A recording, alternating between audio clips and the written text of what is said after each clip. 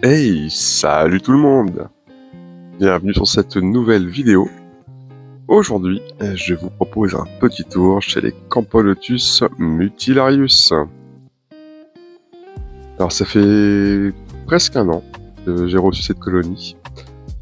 Elle est arrivée, il y avait une petite cinquantaine d'ouvrières, dont 6 beaux majors, si mes souvenirs sont bons. Et franchement, en un an, elle s'est relativement bien développée, je trouve. Surtout pour une campo qui est relativement lente normalement. Elle a mis pas mal de temps à pondre. Et puis surtout, c'est en toute petite quantité. Et donc pendant un temps, ça a juste remplacé les décès que j'ai eus au fur et à mesure du temps. Et puis là, depuis cet été, et bah, elle est vachement bien repartie, quoi. Franchement, ça fait plaisir. D'ailleurs, je lui ai rajouté une petite extension à leur nid il y a quelques temps de ça. Et bah franchement, elles occupent bien l'espace, il n'y a pas de souci. Et surtout, bah maintenant, j'ai toujours une petite quinzaine, vingtaine d'ouvrières qui squattent le décès. Donc ça, c'est quand même assez cool. Je peux vraiment les observer sans trop les faire chier dans le nid. Parce que c'est encore une des... C'est peut-être d'ailleurs la seule colonie que je dois avoir sur laquelle j'ai encore laissé le cache sur le nid pour éviter de les embêter. Donc c'est vrai que du coup, quand je les observe, c'est assez rare au niveau du nid. En général, c'est une fois par mois, on va dire.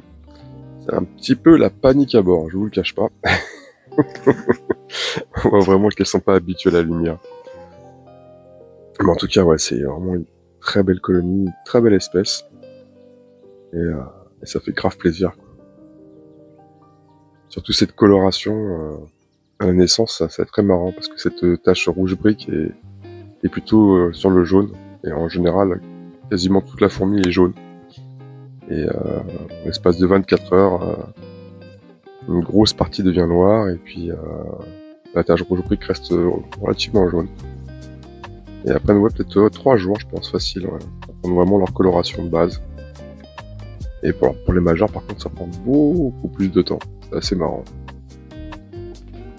Donc là, vous les voyez assez placides, mais c'est parce que je les ai sortis du cache, je les ai mis à la lumière du jour quasiment toute l'après-midi. Parce que c'est une espèce qui adore l'humidité dans le nid. Et il y avait énormément de condensation au moment où j'ai enlevé le cache. Donc j'ai laissé une bonne après-midi tranquille dehors, histoire que la condensation se barre, qu'il puisse faire des belles prises de vue. Mais en tout cas, ouais, c'est vraiment une chouette colonie, quoi. Franchement, super croque.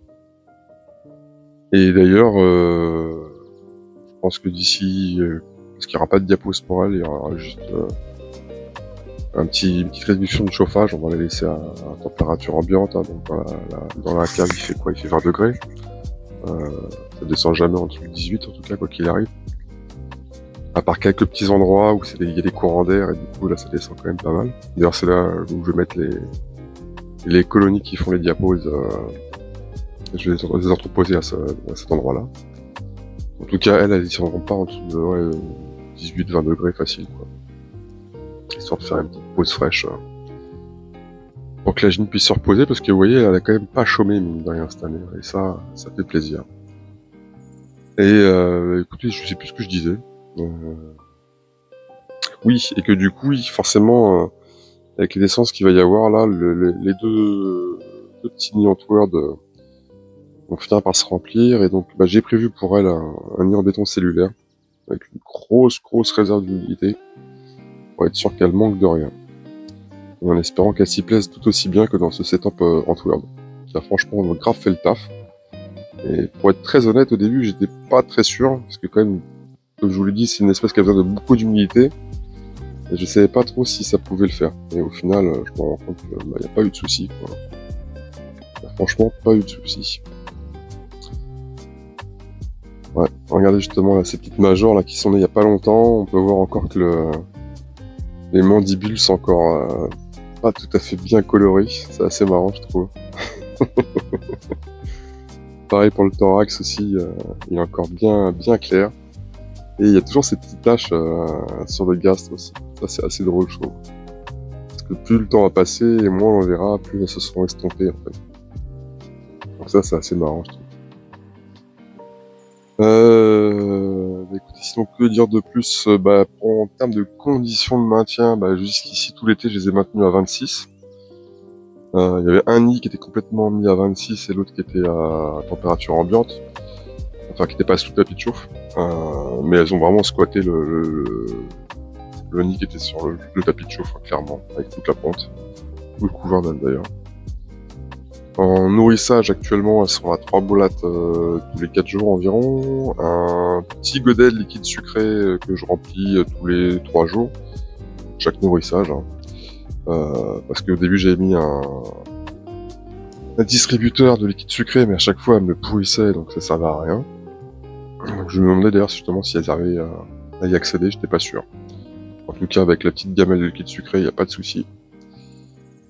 Et puis, toujours un distributeur d'eau à disposition dans la DC. Voilà. Bon, écoutez, on arrive gentiment, mais sûrement vers la fin de cette vidéo. J'espère que ça vous aura plu. Allez, prenez soin de vous et prenez soin des autres. À plus tout le monde. Salut, salut.